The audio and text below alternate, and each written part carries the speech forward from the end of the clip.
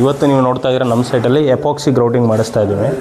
Epoxy grouting ಏನಕ್ಕೋಸ್ಕರ ಮಾಡಿಸ್ತಾ ಇದ್ದೀವಿ ಅಂತ ಹೇಳಿದ್ರೆ ಇಲ್ಲಿ ನೋಡ್ತಾ ಇರ್ಬೋದು ನೀವು ಯಾವ ರೀತಿ ಗೋಡೆ ಇಲ್ಲಿ ಸೀಪೇಜಾಗಿ ವಸ್ತೆ ಆಗಿದೆ ಅಂತ. ನೀವು ಯಾವುದೇ ಬಾತ್ರೂಮಲ್ಲಿ ನೀವು ಪ್ರಾಪರಾಗಿ ನೀವು ಎಪಾಕ್ಸಿ ಗ್ರೌಟಿಂಗ್ ಮಾಡಿಸ್ಕೊಳ್ಳಿಲ್ಲ ಅಂತ ಹೇಳಿದ್ರೆ ಈ ಸೀಪೇಜ್ ಆಗೋದನ್ನು ನೋಡ್ತೀವಿ. ಸೊ ಇದಕ್ಕೆ ನಾವು ಯಾವ ರೀತಿ ಪ್ರೊಸೀಜರ್ನ ಫಾಲೋ ಮಾಡಿದ್ವಿ ಅನ್ನೋದನ್ನು ತಿಳ್ಕೊಳ್ಳೋಣ. ಸೊ ಫಸ್ಟ್ ನಾವು ಏನು ಇಲ್ಲಿ ಟೈಲ್ಸ್ಗಳು ನೋಡ್ತಾ ಇರೋದನ್ನು ಕ್ಲೀನಾಗಿ ನಾವು ಗ್ರೂ ಕಟ್ಟಿಂಗ್ ಮಾಡ್ಕೊಂಡಿದ್ದೀವಿ. ಗ್ರೂ ಕಟ್ಟಿಂಗ್ ಮಾಡ್ಕೊಂಡಾದ್ಮೇಲೆ ಏನೇನು ಡಸ್ಟ್ ಪಾರ್ಟಿಕಲ್ಸ್ ಇದೆ ಕಂಪ್ಲೀಟಾಗಿ ನಾವು ವ್ಯಾಕ್ಯೂಮಲ್ಲಿ ಕ್ಲೀನ್ ಮಾಡಿ ಮತ್ತು ಸ್ಪಾಂಜಲ್ಲಿ ಕೂಡ ಅದನ್ನು ಕ್ಲೀನಾಗಿ ಒರೆಸ್ಕೊಂಡಿದ್ದೀವಿ.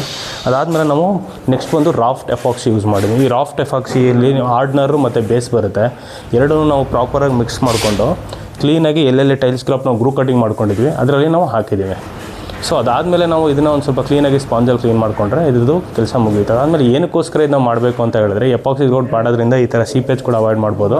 ಮತ್ತು ಈ epoxy grouting more than 10 to 15 ನಿಮಗೆ 15 ಇಯರ್ಸ್ವರೆಗೂ ವಾರಂಟಿನ ಮಾಡ್ಕೋಬೋದು, ಯಾವುದೇ ರೀತಿ ಸೀಪೇಜ್ ಆಗಲ್ಲ ಅಂತ. ಈ ಎಪಾಕ್ಸಿ ಗ್ರೌಟಿಂಗ್ ಆದಮೇಲೆ ನೀವು ಮಿನಿಮಮ್ಮು 1 ದಿನದಿಂದ 1.5 ದಿನ ಬಿಟ್ಟರೆ ಈ ಎಪಾಕ್ಸಿ ಗ್ರೌಟಿಂಗ್ ಕ್ಲೀನಾಗಿ ಸೆಟ್ ಆಗುತ್ತೆ. ನೀವು ಅಲ್ಲಿವರೆಗೂ ಯಾವುದೇ ಕಾರಣಕ್ಕೂ ನೀವು ಬಾತ್ರೂಮ್ನ ಯೂಸ್ ಮಾಡಿಬಿಡಿ.